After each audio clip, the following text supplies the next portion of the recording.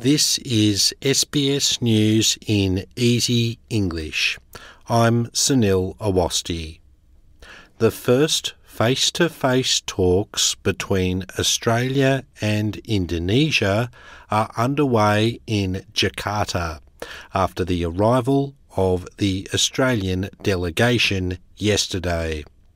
Foreign Minister Senator Penny Wong has already met with her Indonesian counterpart, Retno Marsudi, as Australia seeks to forge closer ties with its neighbour. Prime Minister Anthony Albanese is meeting one-on-one with Indonesian President Joko Widodo, with bilateral trade and regional issues expected to be on the agenda. Mr. Albanese told reporters upon his arrival to Jakarta that his visit is significant and meaningful.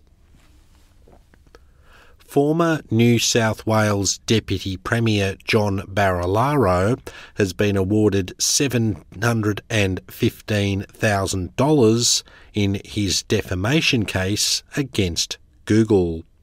The judge found he was subjected to a relentless and vicious campaign of cyberbullying that resulted in him leaving politics early. Mr. Barilaro sued the internet giant, who owns YouTube, and political commentator Jordan Shanks in the federal court last year over two videos published on YouTube in 2020 which accused him of corruption. Mr. Barilaro's case against Mr. Shanks was settled in November last year. The 4-day trial in March was solely to determine how much Google should pay for not removing the videos from their platform in 2020.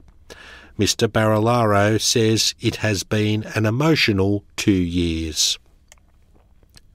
It has been revealed that Victoria Police have failed to achieve their modest goal for Indigenous employment. The police force had set a 1% target by June last year, but it has been confirmed that only 0.55% of employees currently identify as Aboriginal or Torres Strait Islander. Victoria Police have defended their failure to reach the target, saying background identification is voluntary and data related to employees who had chosen to reveal their identity. It also says it has succeeded in other areas, with at least 9.2% of the police workforce having a culturally and linguistically diverse heritage. The initial target for employment of that group was 1.6% by June 2021. Flexibility, work-life balance and tiresome commutes are behind slow returns to the office in Melbourne, according to workers. New data shows less than half of the city's central business district-based workforce are back in the office full-time. Despite COVID-19 restrictions easing and businesses offering staff incentives for working from the office, working from home is the preferred option across various sectors.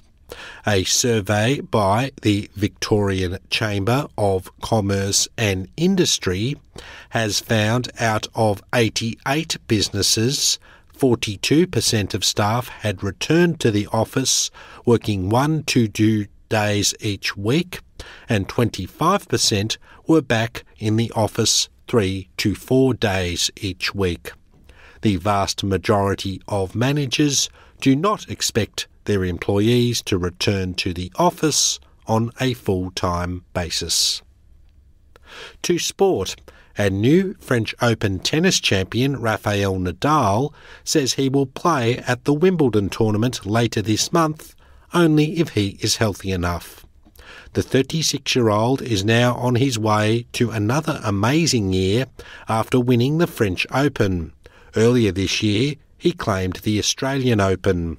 Nadal has a record 22 men's major titles, 2 more than nearest rivals Novak Djokovic and Roger Federer. But he says he played the French Open final with a numb foot thanks to a series of injections throughout the tournament.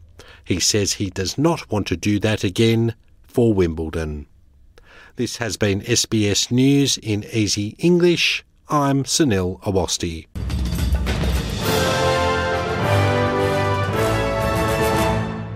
Welcome to SBS News in Easy English.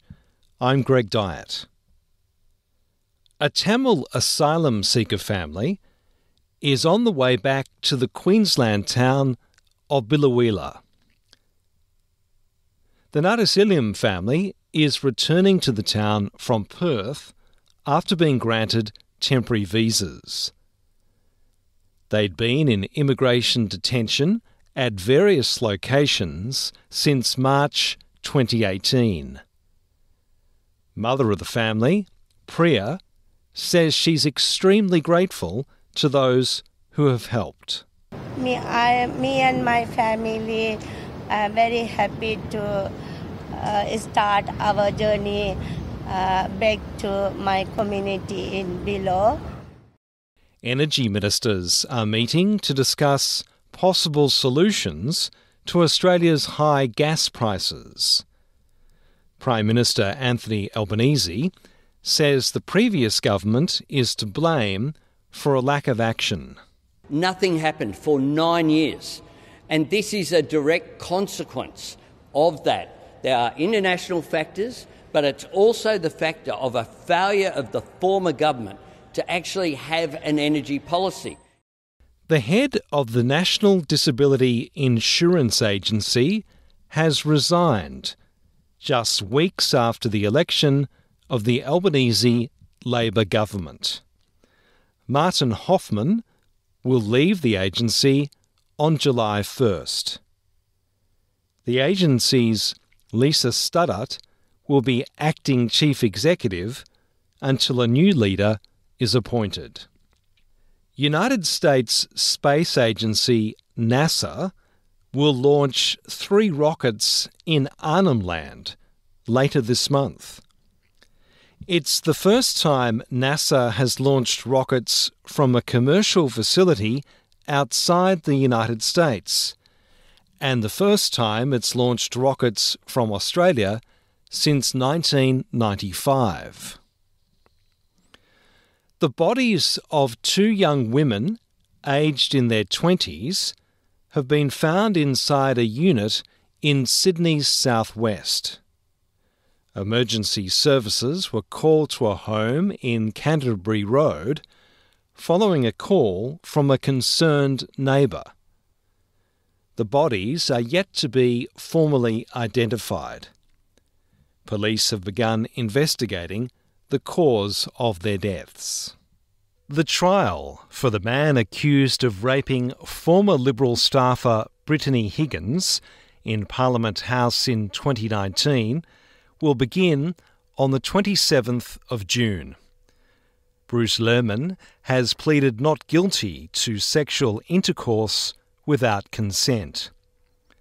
The case was due to begin this week, but was delayed because Mr. Lerman didn't have legal representation. The trial is expected to last for 4 weeks.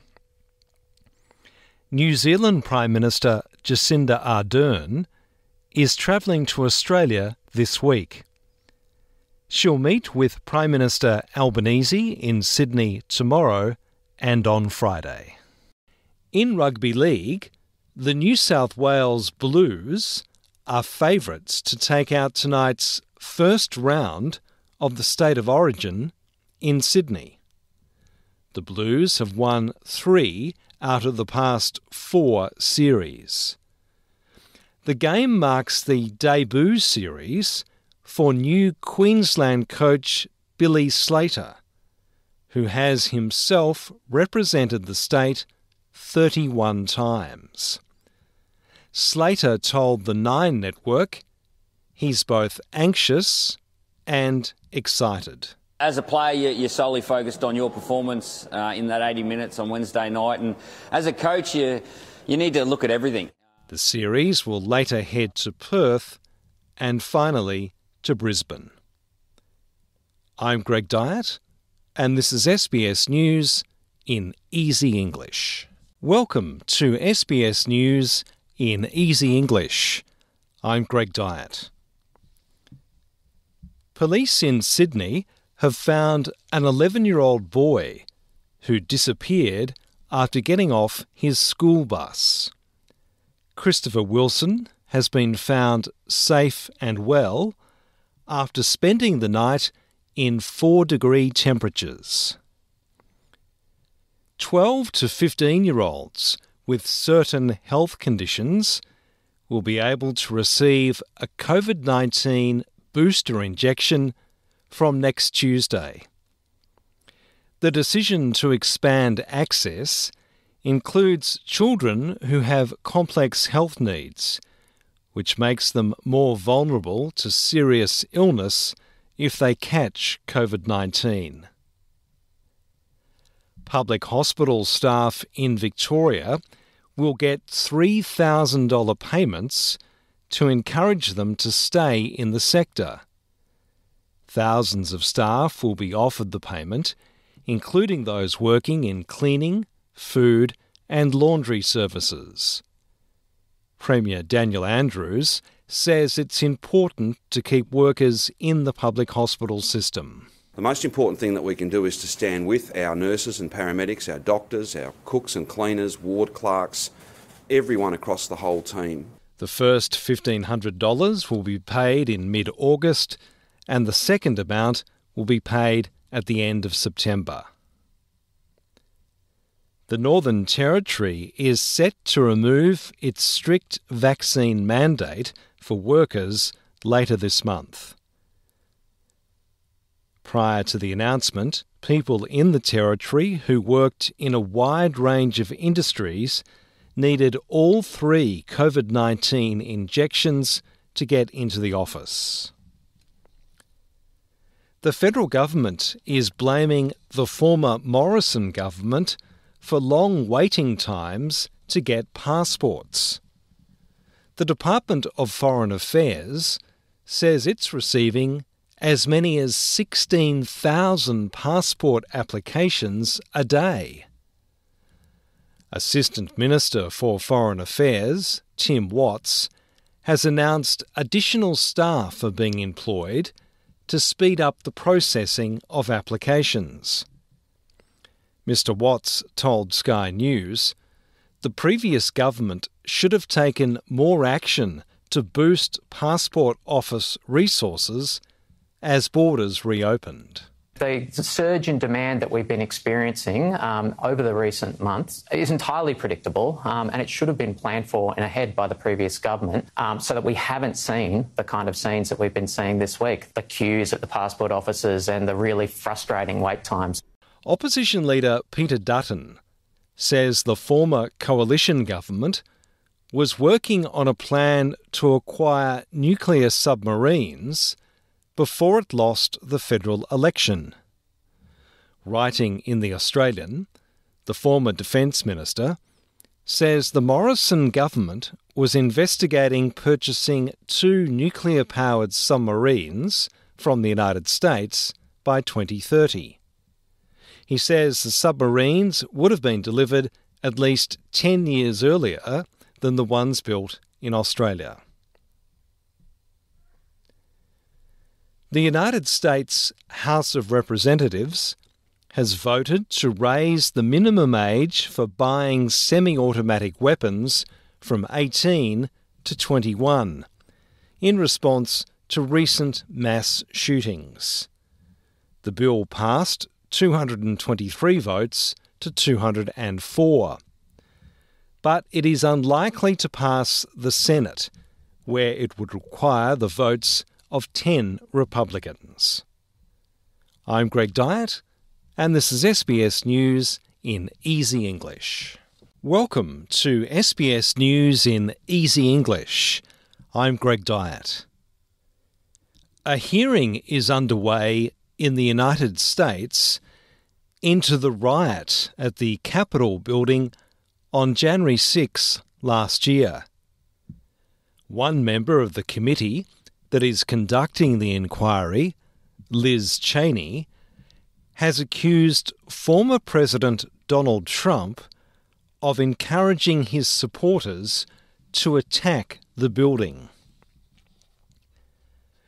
Anthony Albanese has held talks with New Zealand's Prime Minister Jacinda Ardern. Ms Ardern says she and Mr Albanese want to improve the relationship between both countries. When I say that we are family, I mean it very sincerely. And in my mind, the discussions really represented the opportunity for a reset. And I felt that in the dialogue that we had today. People have faced long waiting times at Melbourne and Sydney airports as thousands travel this weekend. It's known as the June Long Weekend because many Australians do not have to work on Monday. They get a day off work because there is a public holiday on Monday to celebrate Queen Elizabeth's birthday. An asylum seeker boat carrying 15 men from Sri Lanka has reportedly been intercepted off the Australian coast. It's the second vessel to arrive in Australia in the last month. Opposition leader Peter Dutton has told Channel 9 he hopes the new government doesn't make what he says were some terrible decisions when it was last in office. We'd stop the boats, we'd stop the drownings at sea, and I just don't want to see it restart. But the people smugglers know that the same people are now in government who made terrible decisions before, and that's what they're preying on. Health authorities are urging people in the Northern Territory to get vaccinated against the flu as the virus spreads in some remote Indigenous communities. The Chief Executive of the Aboriginal Medical Services Alliance of the Northern Territory, John Patterson, says the flu is usually a problem in August and September, but it has spread much earlier this year. It's arrived early. It's obviously in our remote communities. Manangrid, as you said, Central Australia have experienced breakouts there as well amongst the population. So we are concerned. Refugee advocates say there are at least 8 positive COVID-19 cases in a Melbourne immigration detention centre. The outbreak so far has affected almost a quarter of the 34 immigration detainees at the Melbourne Immigration Transit Accommodation in Broadmeadows. 3 people are dead and 3 injured after a shooting in a manufacturing plant in the United States. The shooter fled the scene in Smithsburg, Maryland, but was tracked down by a police officer known as a trooper. Sergeant Carly Hose says the shooter and 2 others have been taken to hospital. Gunshots were exchanged between the suspect and the trooper. Both were injured and transported for medical treatment. German investigators say they are still trying to determine why a man drove his car into a group of school children in Berlin. A school teacher was killed and 29 people were injured when the man drove his car through a busy shopping area. I'm Greg Dyatt, and this is SBS News in Easy English.